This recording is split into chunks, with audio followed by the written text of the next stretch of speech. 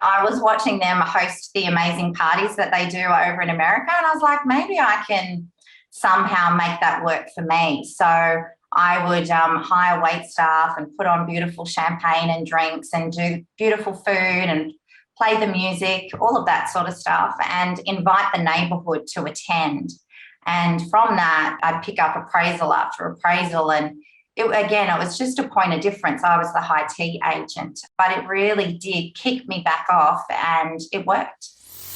You're listening to Elevate, the official podcast of Elite Agent for real estate industry sales professionals, property managers and leaders. With thanks to our partner Connect Now, Elevate brings you the best tools, thinking and strategies to elevate your results. To get access to all of Elite Agent's premium resources, including a detailed episode guide for this podcast, visit joineliteagent.com. And for more information about how Connect Now can make moving easier on your clients, visit connectnow.com.au. Welcome to another episode of the Elevate podcast, where we delve into some of the most interesting minds in business and in real estate for the very best tips and strategies for you to implement to elevate your business.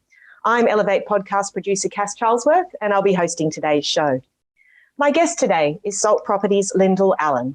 A sales agent, auctioneer, and now business owner, Lyndall has more than 23 years real estate experience. Welcome to the show, Lyndall.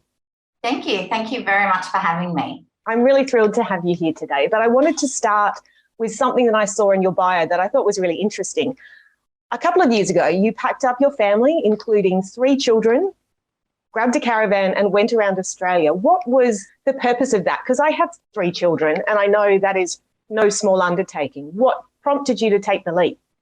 It was a really big decision, and it wasn't a decision taken easily by me and my husband, Reese, but basically, we both sort of had worked really hard all our lives, and we had these 3 amazing little children, and we just weren't getting the time with them that we wanted. So we thought, well, what are we working for? They're young. We only had 2 at school at that stage, and kind of had a bit of a life's too short moment, and packed our bags and off we went. We were meant to go for 10 months, and we came home 2 years later. So it was an adventure of a lifetime. I highly recommend it to anyone. And what was your favourite place? Did you have a favourite place that you stayed? Yeah, Exmouth in WA. We swam with the whale sharks, the Ningaloo Reef and Turquoise Bay. It's just sensational. Really, really beautiful. And what did it teach you about life, real estate, and what appears to be a very deep affection for Newcastle? Oh, we learnt so much. Like it really changed us as a family. It changed our children, made our children extremely confident. It taught us to not sweat the small stuff. It really did. To really enjoy life and, not worry about the financial stuff too much, because it's really not relevant when you're out travelling on the road. But it also taught us how much we love where we live. We were very much open to moving to somewhere else in Australia, but we just couldn't find somewhere better than Newcastle. We really loved this town, so that was lovely too. So let's talk about your career. How did you come to be in real estate? And I know it spans more than 2 decades. Was it something that you chose, or did it choose you? A bit of both, actually. So I got out of school, I got into uni to be a preschool teacher, of all things. But I wanted to have a year off, and I worked in a preschool for 12 months. And I soon figured out that I was happy to work hard, and realised that I wasn't getting paid anymore for my hard work and my strong work ethic. So I thought maybe I need to be in a job where I'm rewarded for working hard. So I did some volunteer work whilst I was studying that at uni, and 2 weeks later they offered me a full-time job in real estate. And 23 years later, I'm still doing it. Did you start in administration? Was it the typical journey? How did it progress? They literally threw me straight into sales on day one, which was quite incredible. I was only 19 years old. Had no idea what I was doing, but they saw something in me and they had faith, and off I went. So it was very much learn on the job, and I just loved it from the very beginning. Were there specific challenges you faced? 19, as you said, you're straight out of school or at university. Were there challenges you faced along the way? Yeah, absolutely. I think being 19 and female is a challenge straight up, and really not. I didn't know real estate. I was learning. I didn't come from a family of real estate or anything like that. My age and even back then being a female definitely came up as a challenge sometimes. But throughout my career, I've had to reinvent myself over and over. So we moved from Sydney to Newcastle 16 years ago.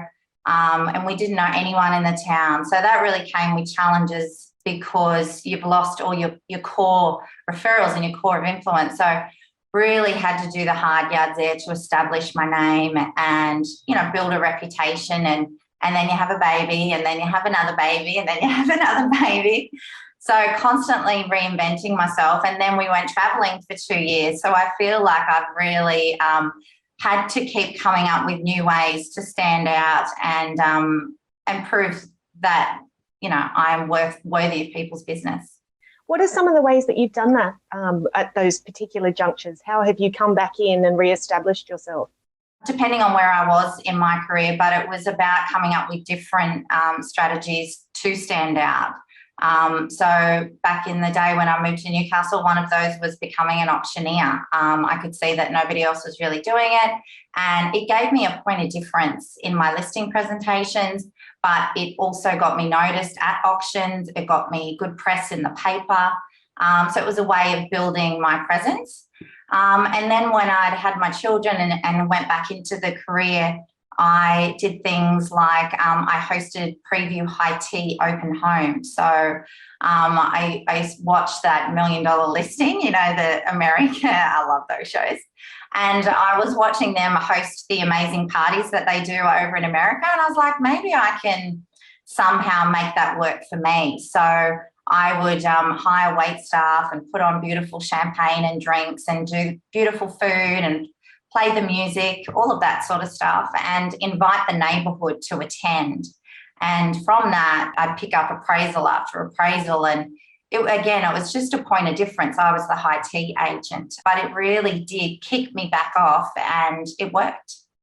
That's a brilliant strategy. I love that one. And I think we've seen it a lot on things like Lux Listing Sydney. I know the TRG group does a lot of these really big showings where they've got, amazing drinks and they set the scene. So that's kind of what you were doing, was it?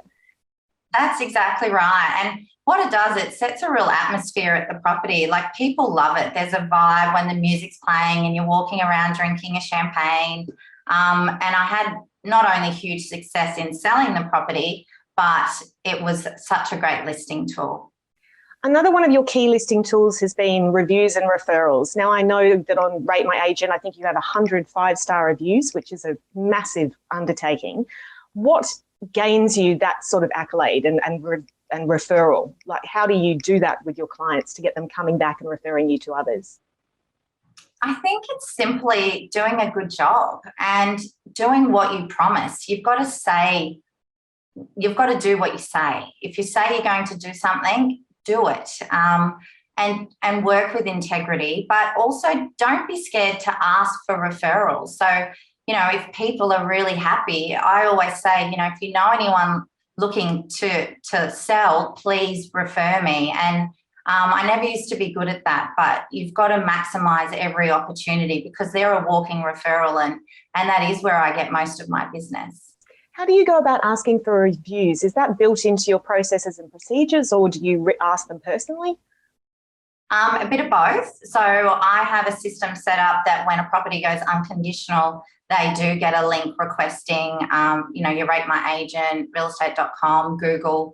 But I also mention to them once it's gone unconditional, you ring to say congratulations, and I let them know that we will be sending them links, and if they could please give me a review, that would be really appreciated. And yeah, most people are really happy to. And they work well then back on social media as well, because you create a social tile and people can really hear back from your clients, which works great. Let's talk a little bit about auctioneering, because I know you're one of very few female auctioneers in Newcastle. What was it like adding that to your skill set? It was terrifying. I'm not going to lie. And to be honest, I'm not the world's best auctioneer. I'm not going to put my hand up and say that I am. I don't do a lot of them anymore. I I focus more on the client at the auction and the buyers and get someone else to do it now. But it's a great point of difference. It really is. And it gives you confidence, and it gives people confidence in you as well, because it's giving you all aspects of an auction campaign. But yeah, they're lots of fun, but I used to get very nervous. Have you had any extreme experiences at an auction? We've spoken to other agents where people have shouted and been in cars. Somebody turned up and bought a house when they're on their way to Bunnings. Have you had any experiences like that? Yeah, I've had a few things like that. I've been calling an auction where someone's, driven past in the car and they're screaming and yelling and yahooing and fun like that. And I've had someone interrupt the auction to ask really unusual questions, like can they take over the mortgage on the current loan? And, you get funny situations. And I've had people buy it sight unseen through a family member for, a couple of $1 million. So, yeah, there's some good stories out there. I do love an auction. They're great fun. Excellent. Well, let's talk about something that you've done recently. After more than 2 decades in the industry, you started a new adventure, launching your own business, Salt Property, in conjunction with UrbanX. What inspired you to take that leap? It was probably one of the hardest decisions that I've ever had to make.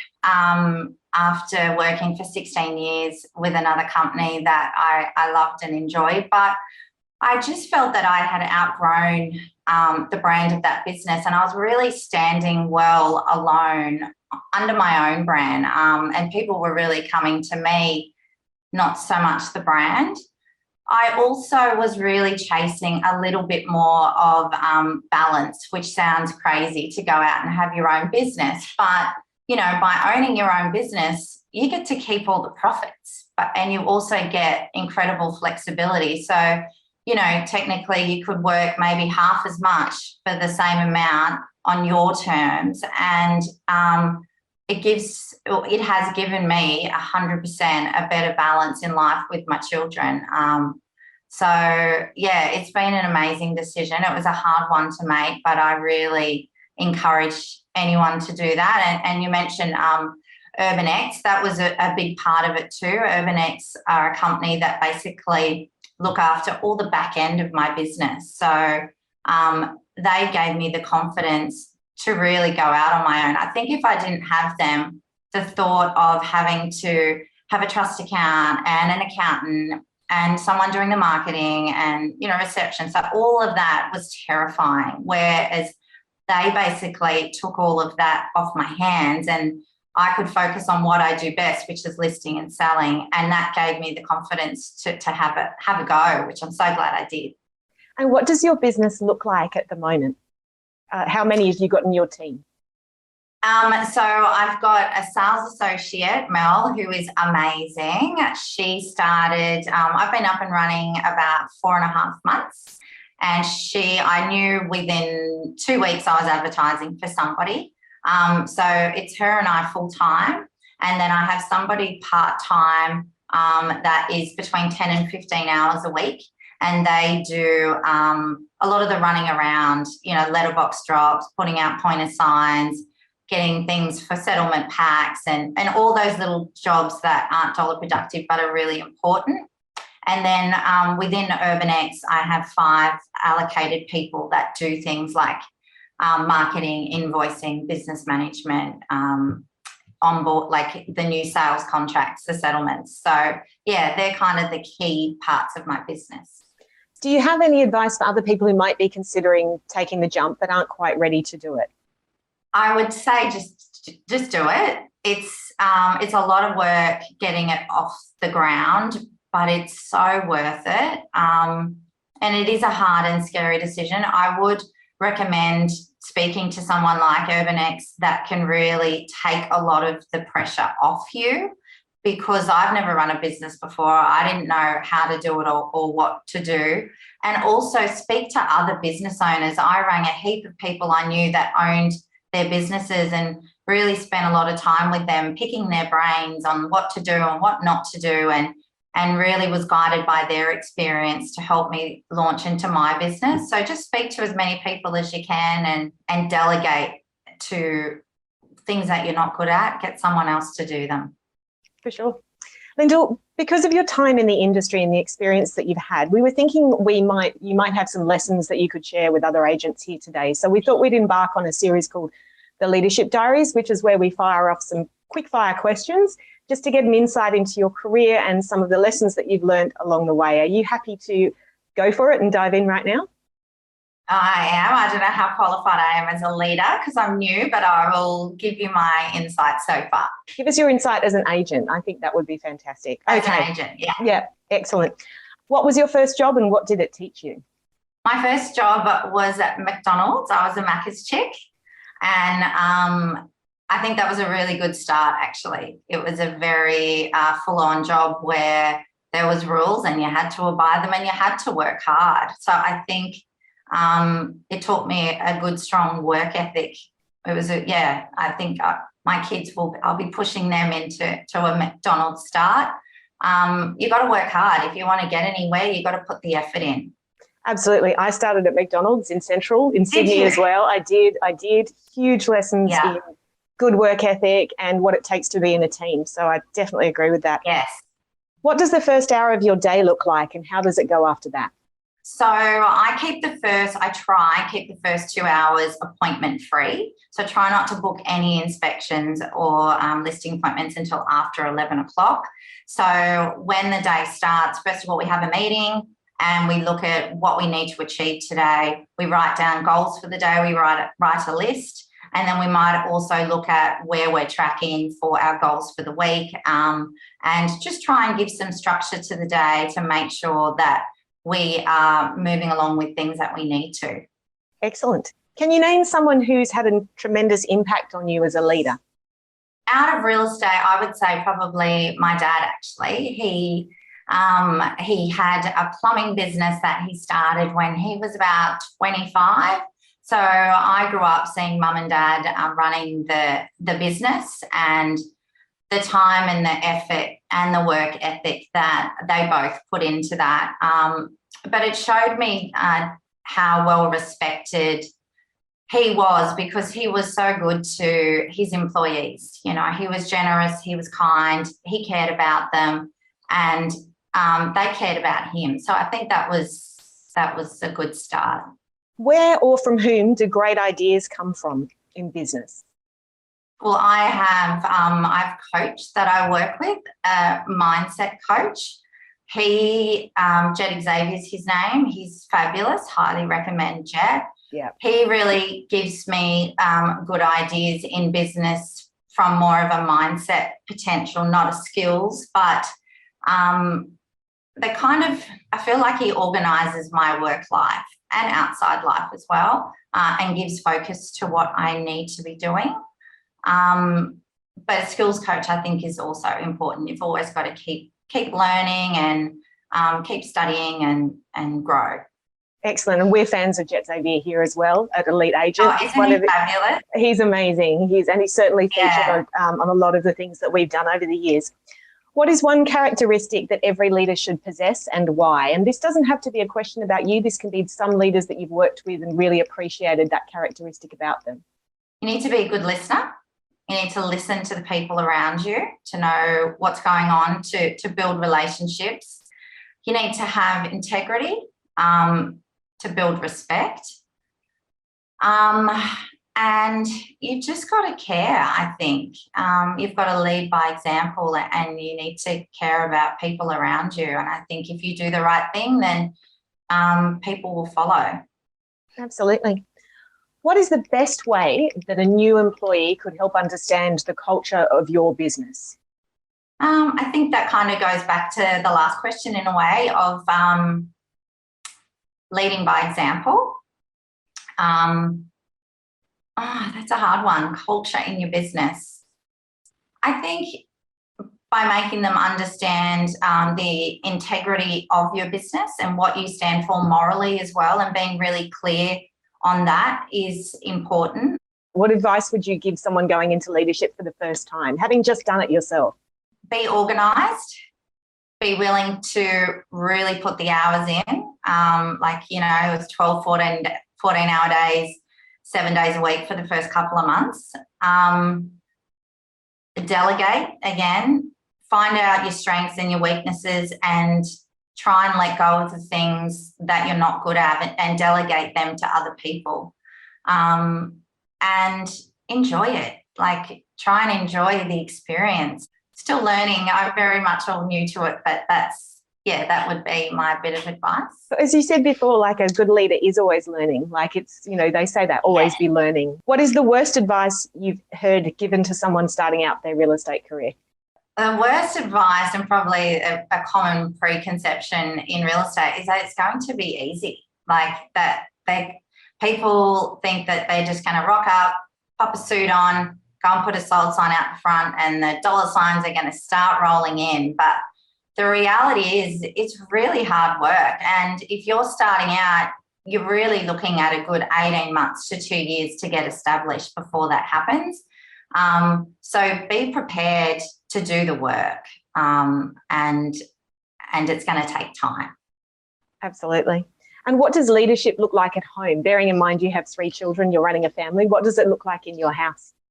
Well, leading again by example with my kids, trying to, I don't know, be a good mum is difficult when you have a career as well. Not going to lie about that, but just trying to be a good mum and show them what being a good person is, and trying to make them the best little people that they can. By leading by example, I think, is important. The kids they're really proud of mummy's business, and and that's been really nice to see. So I think showing them to have a go and don't be scared, and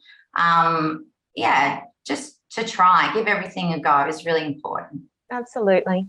And what is the most important thing that you're working on in your business right now, and how are you making it happen? So I was working on this with Jet yesterday, actually. We were working on 90-day blocks. The last 90 days was really establishing the business from, systems and CRMs and all of that. What does my business look like? How do I want it to look? And now my 90-day block is looking at where my business comes from, which is mainly referrals. So, we've broken that down into different sections, be it social media is a big one for me, the kids' sport, the kids' school, friends, property management, and solicitors, stylists, work, trying to maximise each component of that. So instead of having to be on the phones calling it and prospecting 24/7, naturally, let's see if we can make the business keep coming in from where it's coming from. And that's been a really good exercise to start working on. Excellent. And where do you see your business in 12 months' time? Hopefully it's still going really, really well. Potentially growing the team. We will see. Not sure about property management yet, but that's something that may come up down the track. I just want to focus on what I know, which is selling. But yeah, probably looking at growing the team. We're already talking about bringing on a trainee.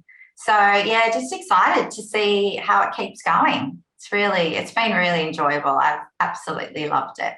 What was the response actually from clients when you started the business? How did they respond? I was so shocked, it was such a massive decision to leave after the comfort blanket of another brand. And I really didn't know how it would go, but the response has been incredible. I think people like seeing young people having a go, and I've really felt the love from Newcastle and people really getting behind me, wanting to support me in my own business. I think being a female and a young female in Newcastle has given me a bit of a point of difference as well. And there's been a lot of encouragement from everyone to get out there. And I've been really quite shocked but delighted in the response. That's really good. And what's the market doing in Newcastle now at the moment? Because we know it's changing across the country. What's Newcastle like? Newcastle, we're definitely in a bit of a transition phase. I feel like we haven't been hit as hard as some of the big cities like Sydney and Melbourne, but, overall numbers are down on open homes, inquiries, but we're still seeing decent numbers. We haven't seen prices drop dramatically or anything like that. Will it come? Maybe, maybe not. Newcastle saw a huge amount of growth, one of the biggest towns in Australia. And I think we're a little bit protected here as well, because there is still such a massive influx from places like Sydney and Melbourne. A lot of people moving to Newcastle. We've got the airport and the uni and beautiful beaches and lots of good things. So, yeah, it's going to be interesting times ahead, that's for sure. That sounds great. Lyndall, and before I let you go today, we always ask this last question in our podcasts. What one piece of advice or key takeaway would you like to leave our listeners with today?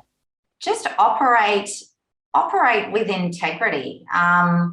You get out what you put in, and it goes back to if you say you're going to do something for a client, make sure you follow it up and make sure you do it. But the real estate is a referral-based business a lot of the time. So if you do the right thing by people, your business will flourish. And if you operate from a good space of integrity, and I think that you've got a much better chance of having a successful business, and just enjoy it. Like, I love so many of my clients I've met over the years are now great friends. It's such a great opportunity to meet beautiful people and create relationships and have fun with it. It's a wonderful industry to be a part of, and yeah, just enjoy it. Lyndall, that's great advice. Thank you so much for joining us today. It's been a pleasure having you on the show, Lyndall Allan. Thank you so much. Thanks for having me. We hope you enjoyed this episode of the Elevate podcast, with thanks to connectnow.com.au. Don't forget to get access to all of Elite Agent's premium resources, including a detailed episode guide for this podcast. Visit joineliteagent.com.